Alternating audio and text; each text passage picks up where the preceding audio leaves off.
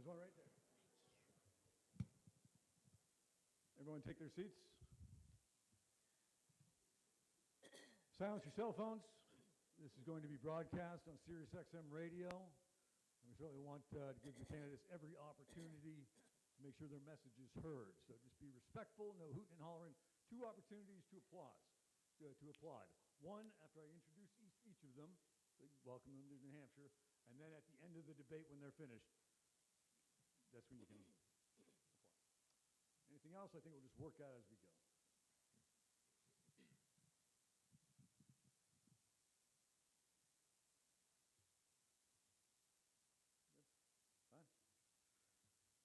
Hi everyone. Welcome to College Convention put forth by New England College here in Manchester, New Hampshire, home of the first in the nation primary. My name is Josh McKelvin. I am going to be moderating this debate between Marianne Williamson and Dean Phillips. Thank you both for participating, what you're doing, and throwing your hat in the ring.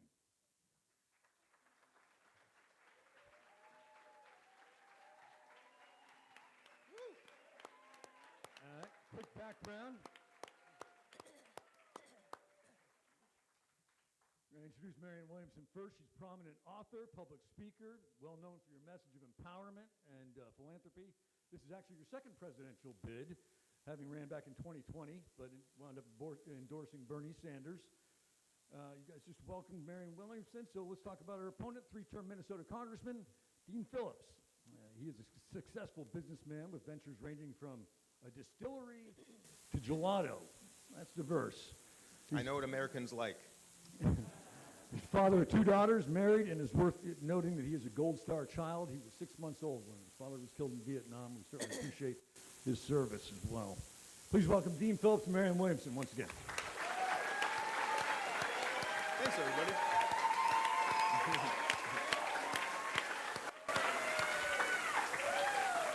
All right, 90 seconds the candidates will have for an opening statement, and we're going to begin with Congressman Phillips.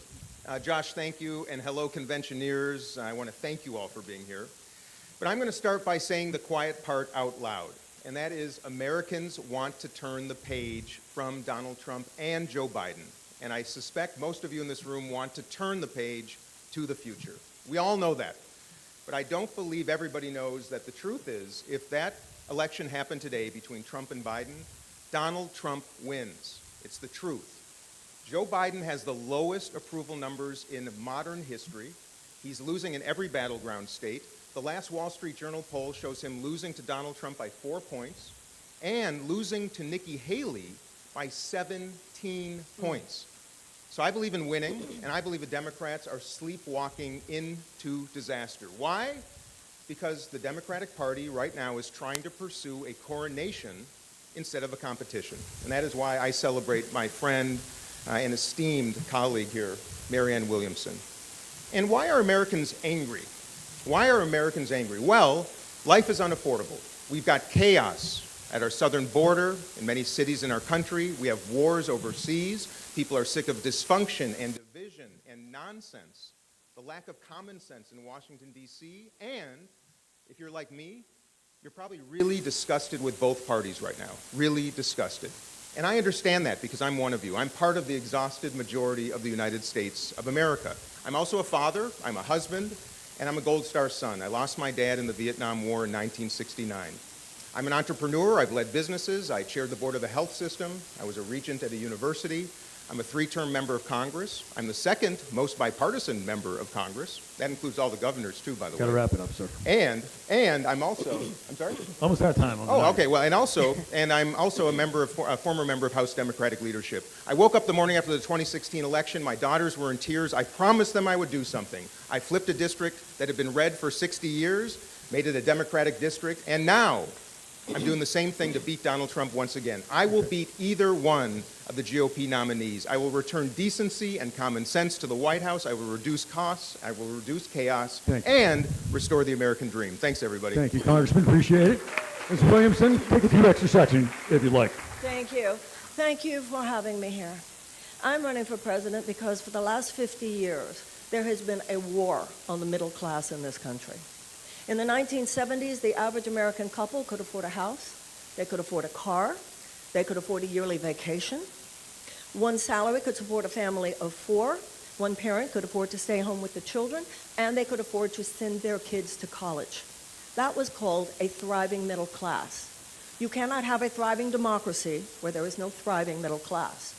But all that has changed, and that middle class has collapsed. And that was strategized. Over the last 50 years, there has been a $50 trillion transfer of wealth from the bottom 90% of Americans to the top 1%. So that now a majority of Americans live paycheck to paycheck. A majority of Americans cannot afford to absorb a $500 unexpected expenditure.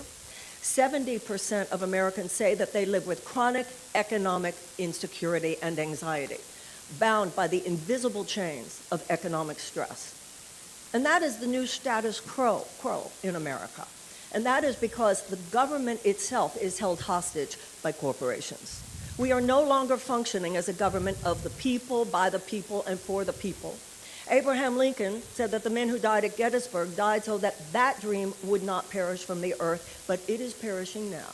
We're a government of the corporations and by the corporations and for the corporations. A matrix of corporate overlords that own Washington and control this country. From insurance companies to pharmaceutical companies to big food companies, big agricultural companies, big chemical companies, gun manufacturers, big oil and defense contractors. They have turned Washington into a system of legalized bribery. That status quo, that unholy alliance between government and corporate power will not disrupt itself. It is time for the people to step in. Thank you very much, ma'am. Appreciate that. Please hold the applause to the end of the debate. Appreciate it. We're going to get to the questions now. We're going to start on election integrity, and I'm not talking about Donald Trump and the claims that he's making. Here in New Hampshire, we've had a controversy recently about voter ID at the polls or having a residency requirement. Well, the Democrats called that voter suppression on the part of Republicans. You're both campaigning here in New Hampshire. The president's name is not on the ballot. He sent a letter yesterday saying New Hampshire's meaningless. Would you characterize this, Congressman, as voter suppression? Yes. In fact, I have that letter right here. I hope it goes in the National Archives on display because I think it's one of the most egregious affronts to democracy I've ever seen in my entire lifetime as an American, period. And I'll tell you what's by the way, voter ID, you know, if every American could easily get an ID, that's different. But the fact of the matter, if you are disabled or you are elderly or you live in a rural area where it's really hard, it's nonsensical, so that's voter suppression. But you know what else is voter suppression? What's happening right here. What's happening in Florida, what's happening in North Carolina, what they're trying to do in Massachusetts and other states. The Democratic Party should be investing in democracy, promoting debate, promoting candidates, and promoting voters. What are they doing? They're suppressing them. I'm not a conspiracy theorist.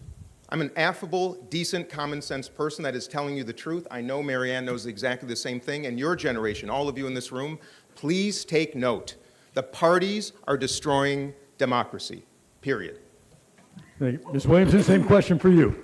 Well, what Dean just said is absolutely correct. There is candidate suppression going on here. The DNC has decided and has been very overt about it. Joe Biden would be their candidate. Candidate suppression is a form of voter suppression. Every American should be automatically registered at the age of 18. Voting day should be on Saturday. Voting day should be a holiday. We should be doing everything possible to make it so that every American of voting age has their voice expressed. So any time, any way that there is a way of shutting people down, then that is a danger to our democracy. The political parties traditionally stood behind, they stood in the back, and the people decided who would be the candidate. It should be you, the people of New Hampshire, the people of every other state, to decide who is the best Democratic nominee to beat either Donald Trump or Nikki Haley. However, what's going on now is the suppression, shutting down primaries, as Dean was saying. In my case, the invisibilization of my campaign in general, because there's a political media industrial complex. This is not the vision of the founders. There's not supposed to be a political elite or a political class. And let's be very clear. Thomas Jefferson said, the only safe repository for power in the United States is in the hands of the people, not the hands of those guys. And their idea that they've got this, yeah, like they got this in 2016. They don't got this, you do, and we do. Thank you very much. very And that makes three of us, by the way. All right, moving on. Let's talk about the economy. A lot of kids in this room are in college, will be joining the workforce soon. It's got to be a little bit daunting. Big picture, and I know it's hard to summarize in a minute. What's your economic plan so that the next generation can enjoy the same opportunities that we have? Ma'am, please. I have an economic bill of rights, which was based on an economic bill of rights that was articulated by Franklin Roosevelt. Universal health care, which the majority of Republicans as well as Democrats want, and which is given to the citizens of every other advanced democracy. Universal health care, cancellation of the college loan debt because they should never have existed. Tuition-free college and tech school, also given to the citizens of every other advanced democracy, and which we had in this country until the 1970s. Subsidized child care, paid family leave, guaranteed sick pay, and a guaranteed living wage. Here in New Hampshire, you've still got a minimum wage of $7.25 an hour. A living wage in New Hampshire is a $17 an hour living wage. We now have 39% of Americans who report that they regularly skip meals because it's the only way that they can afford housing. We also need a domestic Marshall Plan to repair this country. The way our economy works today, and Washington too often in cahoots with the trickle-down nonsense that causes this unjust economy, is ruining people's lives. And when I'm president, we're going to repair these lives, and we're going to repair our democracy, and we're going to repair our country. Thank you, ma'am. Next question for you, sir. What's your economic plan? Well, let me start at birth. I want to start something called the American Dream Accounts, where every single baby born in America starts his or her life with a $1,000 account, can add $500 a year. By the time you're 18 years old and you graduate high school, that money is yours to become an owner of a business, of a home. And if you do some national service for a year after high school, that's another $10,000. I think we've got to be a country from the beginning of our lives until the very end, we take care of people. That also means housing. We are 7 million houses shy in the United States of America. We need to produce, and we can. Health care for all. We spend twice as much as any nation in the world. Our outcomes are mid-pack, and we let pharmaceutical companies charge us multiples of anybody in the world. Healthcare for all through Medicare for all. Education for all. Why are we a country that has $1.7 trillion in college debt, costing some of you in this room $90 billion a year? It's nonsensical. And then Social Security towards the end of life. Ensure it exists, if it needs to be amplified, and then most importantly, to create a fund by which those who've been successful can rededicate their Social Security benefits into a pool to share with those who are most vulnerable retirees in America. I sat in North Conway, New Hampshire just a couple weeks ago with two wonderful elderly ladies who make cereal the last 3 nights of the month because they don't have enough Social Security. $100 more a month makes all the difference. That's the kind of country we will be under my presidency. Thank you, sir. Please. Moving on now to immigration. Obviously, New Hampshire's a ways from the southern border, but it's in our living rooms every night on TV as we see a record number of migrants crossing. Democratic mayors are saying that they need a breather from the busloads that are showing up. So my question to both of you, I'm going to start with you, Congressman. What can be done in the short term to address the issue that many believe also has national security implications? Sure. Well, and further out, how do we improve the process overall? Let me start with this. Most of you in this room, not all, but most of you in this room had foremothers and forefathers that came to this country for the same reason that mine did. In my case, a Jewish family escaping pogroms in Eastern Europe in the late 19th century. But this country is about immigration. We must remain that way. We must welcome and promote and encourage the best and brightest around the world, people who want to pursue the American dream. I'm a Democrat who will tell you, having been to the southern border twice, it is an unmitigated, shameful, inexcusable disaster. And it is a national security issue. The foremost priority of an American president is to keep this country secure. We spend $1 trillion a year on our military, and yet tens of thousands of people per day are approaching our border because our asylum law is so ridiculous. A failure of Democrats and Republicans for generations. Under my presidency, we will have border security, northern border and southern border. Most importantly, a humane immigration policy that welcomes new Americans and changes the asylum policy so that people declare asylum, have it adjudicated in their country of origin, and save the $10,000 that they are spending now with Mexican cartels to bring them across the border. That's how the United States should operate. Same question for you, ma'am, the immigration.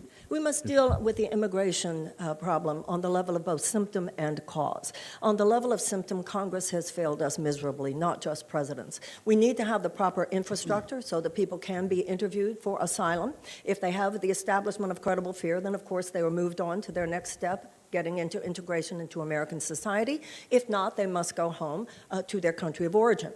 But no wall is going to fix this. No surveillance system is going to fix this. We need to address root causes. Why are so many people in such desperate straits that they're trying to get here? U.S. foreign policy is involved. There are two main categories, economic devastation, and America needs to admit to itself how much our own policies in Latin America over the last few decades contributed mightily to the destabilization of so many of those economies. We have to be willing to help restabilize. We need to, above all, we need to remove the sanctions in Venezuela and the sanctions in Cuba. Secondly, as Dean mentioned, people are seeking to escape the violence of the drug cartels. The United States of America needs to end the war on drugs. This is not helping at the southern border. It will actually help at the southern border to remove the black market that these drug cartels depend on. As president, I will, not only on this issue, but on many issues, not just address symptoms in a transactional way, but address root causes in a transformational way. Next question follows up on that. Thank you, ma'am. Appreciate it. Please. For a number of years now, polls indicate the number one public health and safety issue Granite Staters are facing is the crisis of addiction. Certainly New Hampshire's not alone. Fentanyl, though, surpassing numbers of those lost in Vietnam overall. It's a real problem. Again, Ms. Williamson, to you, do you think we're nearing a point where a public health emergency needs to be declared along the lines of the COVID-19 pandemic? Whether we declare it or not, drug addiction is a public health emergency, and that is the way we need to treat it. We need to stop treating drug addiction as a criminal issue. We need to treat it as a health issue. Most addicts want to get sober. We have spent $1 trillion since 1971, the beginning of the drug war, which was bogus to begin with, and Richard Nixon knew that. It has not in any way solved the problem. It has exacerbated it. Among other things, 46% of our federal prisoners are nonviolent drug offenders. They should be home with their children. For the $100 billion that we spend now on the drug war, we can have a world-class network of recovery options. Many presidents have a drug czar. I want to have a recovery czar. I want to bring recovery, getting people back their lives on the issue of addiction as on everything else in order that we can begin again. That will, by the way, release the energy, the resources, and the bandwidth that we need to go after the one that's the real problem, and that is fentanyl. Thank you, ma'am. Congressman? Well, of course we have an addiction problem in this country because we have economic despair, we have hopelessness, we have anger, disenfranchisement, oppression. It's part of the human condition, and prohibition usually never works. We're also a country that spends $1 trillion a year, back again, to the military budget. And yet we're suffering the loss of 100,000 Americans to addiction overdoses, 50,000 to gun violence. And yet we're dedicating all this money overseas to protecting our country. Why don't we start protecting ourselves? A mental and emotional health care system, a system of not just treatment, as Marianne said, but recovery. We underinvest. And then we don't find paths to success afterwards. This is about being a compassionate country, a country that cares, but most importantly, a country that solves problems. And as a member of Congress for 3 terms, let me tell you, the dysfunction is obscene. All predicated on the fact that the entire culture is predicated on returning to your seat in Congress, not solving problems. There's no reward for it. That's the only reason I've torpedoed my career, to step out of that nonsense, lead the country as its executive, and tell you the truth, saying the quiet part out loud. Thank you, sir. Next question goes back to you. Yesterday, a Biden campaign official indicated that if he wins a second term, top priority will be abortion. What's your top priority if you win? My top priority... No, I'm sorry, Congressman. Oh, I'm sorry. Forgive me. Well, let me start by saying I'm 150% pro-choice. I believe in freedom, I believe in liberty, I believe government should have nothing to do with what a woman does with her body, particularly men, period. With that said, it is a very important issue. And by the way, Democrats should have codified reproductive rights into law when we had the chance in past years. That's the beginning. Under my presidency, that will be done. But economic despair, costs are out of control, people cannot afford their lives, 60% of Americans are living paycheck to paycheck, 40% cannot afford a $400 emergency. That is why Joe Biden is losing and will lose to Donald Trump. He is not listening to what is going on in America. It's not about GDP growth. Most of that accrues to the 1% of Americans who have 32% of the wealth. People cannot afford their lives. I want every one of you in this room to live the American dream, and that's why under my administration, that is job 1, 2, and 3. Thank you. Same question for you, ma'am. Sorry, we're going back and forth. We were talking about abortion was the original Talking about question. abortion, but that's, Joe Biden said that was going to be his top priority, a campaign official. What will your top priority be? My top priority, the first thing I will do is to cancel the Willow Project. The next thing I will do is to cancel every contract that the U.S. government has with union-busting companies. Next thing I will do is I will audit every cent of the Pentagon, and I assume that they will lose it again, that they will fail in that audit. Next thing I will do is I will call together the nation's greatest experts on early childhood. I want to establish a Department of Children and Youth. The 90% of a child's brain is developed in the first 5 years. If we want this country to be thriving in 20 years, we need to give a lot more attention to 10-year-olds today. I will also, during that beginning phase of my presidency, I will be establishing a Department of Peace. We need to be as sophisticated and as organized in the ways we wage peace to prevent war as we are sophisticated and organized in the ways of waging war when we feel we must. We will have a peace academy as well as a military academy. We will have an army of peace builders as well as an army of military personnel, so that both cities in America as well as cities where we have influence around the world, we will help to wage peace and declare peace and save human civilization for future generations. Quick follow-up. I got to know, what does a peace academy look like? Well, peace building actually is a real thing. There are 4 factors which, when present, statistically indicate there will be a higher incidence of peace and a lower incidence of violence. None of these will surprise you. Number 1, greater economic opportunities for women. Quickly. Number 2, greater educational opportunities for children. Number 3, a reduction of violence against women. And number 4, a reduction in unnecessary human despair. When those elements are present, what you have is for people who are thriving. When people are thriving, there is greater peace. Large groups of desperate people are a national security risk. They form a petri dish out of which all manner of personal and societal dysfunction arises almost inevitably, including vulnerability to ideological capture by genuinely psychotic And Josh, forces. Thank you. If I could respond quickly. Follow-ups. Try to keep it to about 30 seconds. And of Yeah, course, just go 30 ahead. seconds. And I admire that, and investing in peace, because Americans in the world are sick of war. We all know that. When I'm president, I'm going to do something quite different. I'm going to have a team of rivals in the White House, just like Abraham Lincoln did. I will have a bipartisan cabinet so that every American knows that their voice is heard in the White House. Probably equally important to all of you in this room, I will have the country's first youth cabinet, a college or high school student from every one of our 50 states who meet on a quarterly basis with me as president to share your perspectives on AI, social media regulation, climate change, gun violence prevention. You've got better ideas than the lobbyists, from whom I don't take any money, by the way, so come visit me in Washington. All right, thank you, sir. Let's shift to foreign policy now. Plenty there to talk about, right? Ms. Williamson, how would your administration handle Russia's invasion of Ukraine in contrast to how the Biden administration has handled it? Well, first of all, the United States does not have clean hands when it comes to how we dealt with NATO in the run-up to the invasion and our Aegis missiles in Poland and elsewhere. However, none of that justifies the atrocious behavior of Vladimir Putin. For that reason, the fact that I do feel that the United States needs to take a stand, that people such as Vladimir Putin we do not need them thinking they can just grab a piece of a country as they want to. At the beginning, I was with President Biden on this. Where I was not with him was on the line for as long as it takes. There has always had to be a negotiated settlement. We were all hoping that the counteroffensive staged by the Ukrainians would work, that it would push back the Russians. It hasn't. So that now we're in a stalemate. Now we're in a war of attrition. I do believe that it's time. There is no guarantee that if we continue with this, that Ukraine will do better. There is no guarantee of that. Vladimir Putin said that he wants to talk, and when I am president, I will receive military analysis that no civilian has.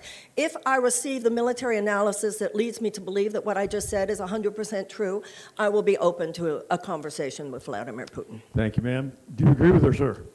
Well, I agree that everything we're going to talk about today should have been solved upstream. We could have prevented so many of the problems we're facing right now, both domestically and overseas. In 2014, when Joe Biden was vice president, he let Putin walk right into Crimea and took it with impunity.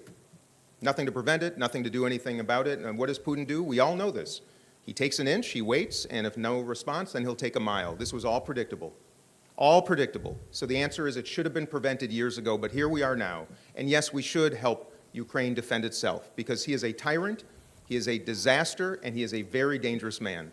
This is the most important part. My dad died in Vietnam. It was an unnecessary, sickening war. But the world then saw the United States gave up, because it was a bad decision to begin with.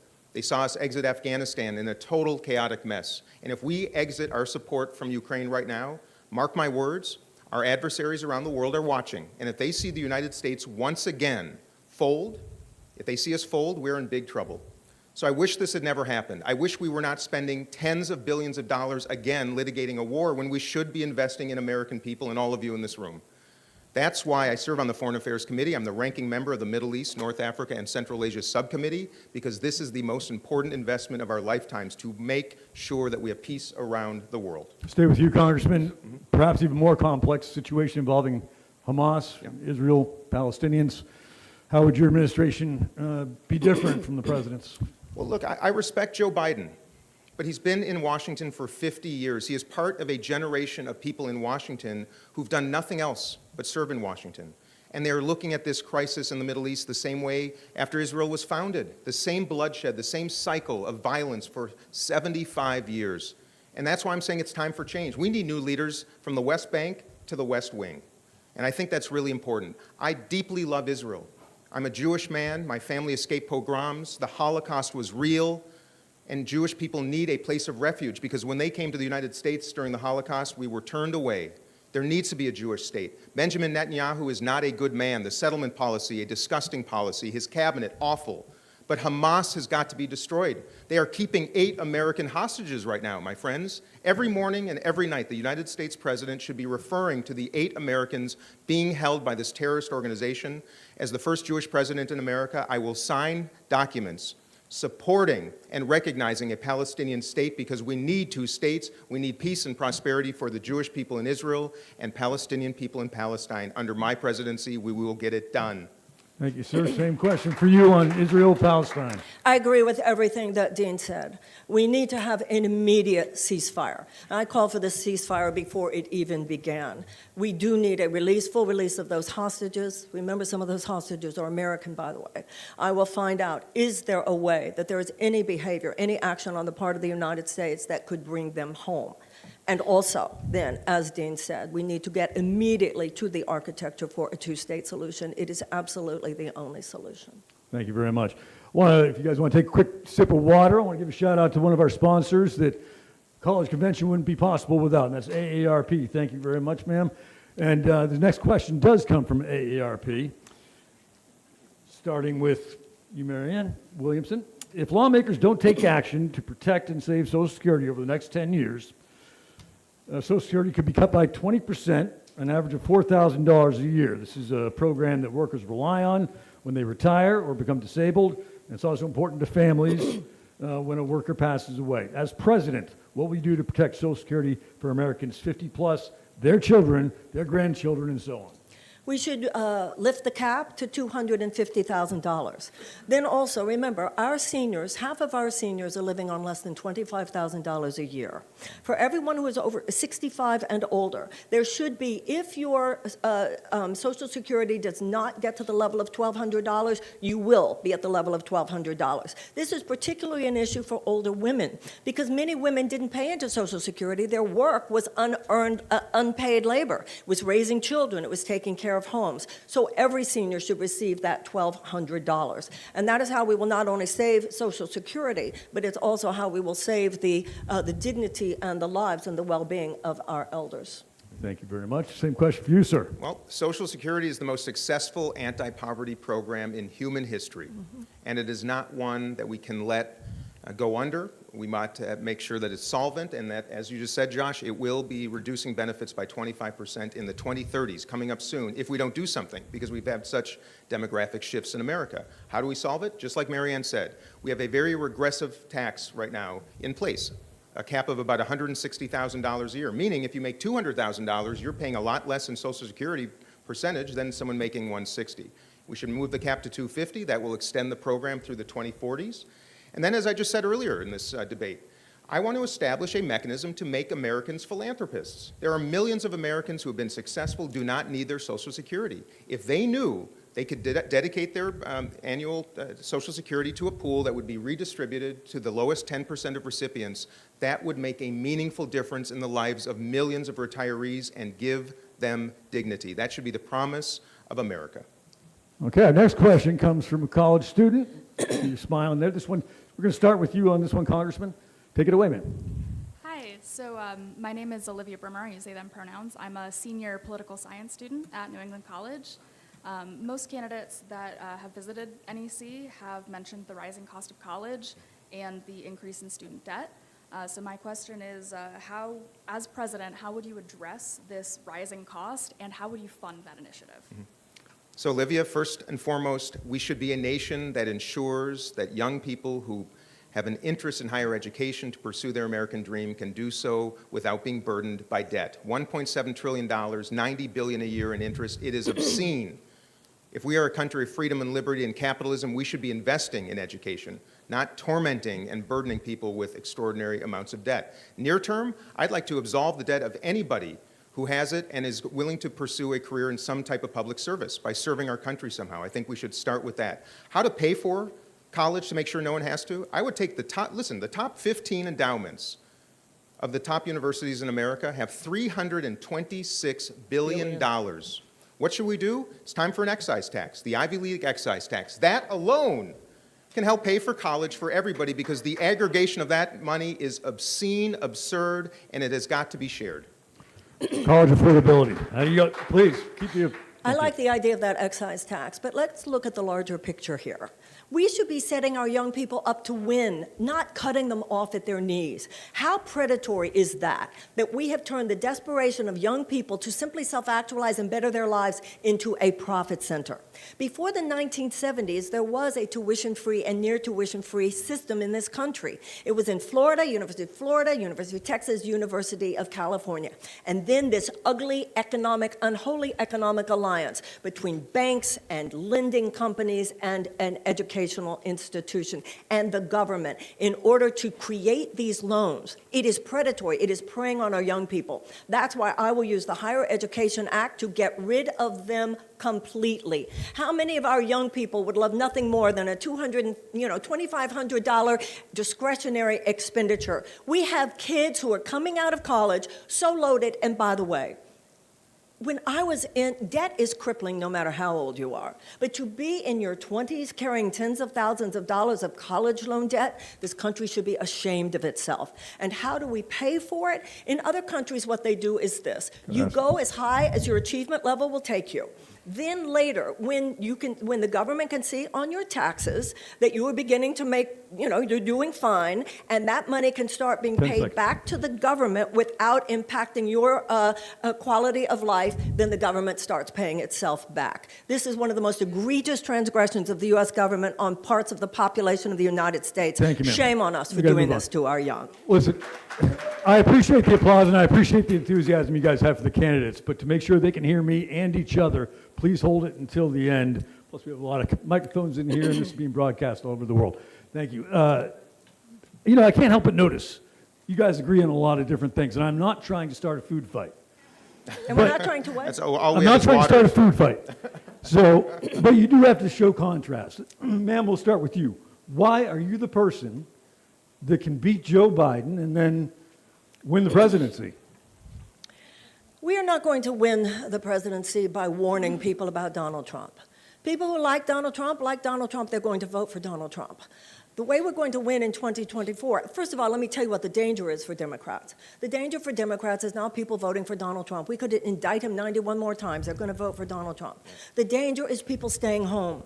The danger is people staying home if the Democratic Party does not become once again unequivocal advocates for the working people of the United States. I'm the one because I'm going to offer people a better life, an economic U-turn, a new beginning, a way to actually make your life better. Someone who's, Congress has been the problem. They would say that only those who know how to be part of that system that drove us into this ditch should possibly be considered qualified to lead us out of this ditch. But the problem is not that we don't have enough political car mechanics in Washington. The problem is that we're on the wrong road.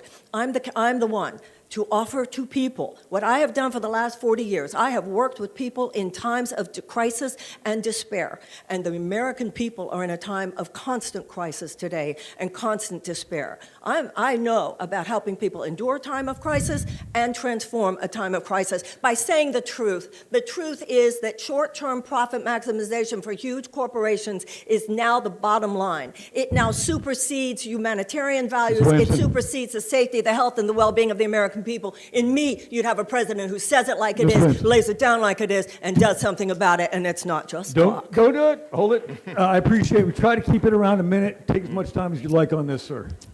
I believe I'm the type of president our country needs, and that is because I am dedicated to repairing this country, to celebrating people of all races, religions, politics, geographies.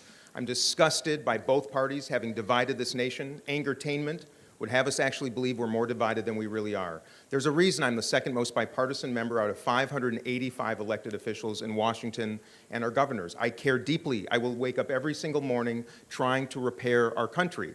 I also have unusual experience. I've built companies. I've been working in the private sector almost my whole life. I was the board chair of a health system. I was a regent at a university. I chaired the board of a philanthropic foundation. So I know the nonprofit world. And now I'm a third-term member of Congress. I have seen everything. And I see why things are not working in Washington. Why did Donald Trump win? A lot of people like the fact he was a businessman, but he gave business people like me a bad name. I've never declared bankruptcy. I've never had my philanthropy shut down because of unethical behavior in New York. I've not been indicted 4 times. My goodness, everybody. I can bring this country together. I have business experience. I attract independents. I flipped a district that had been red for 60 years. 60 years.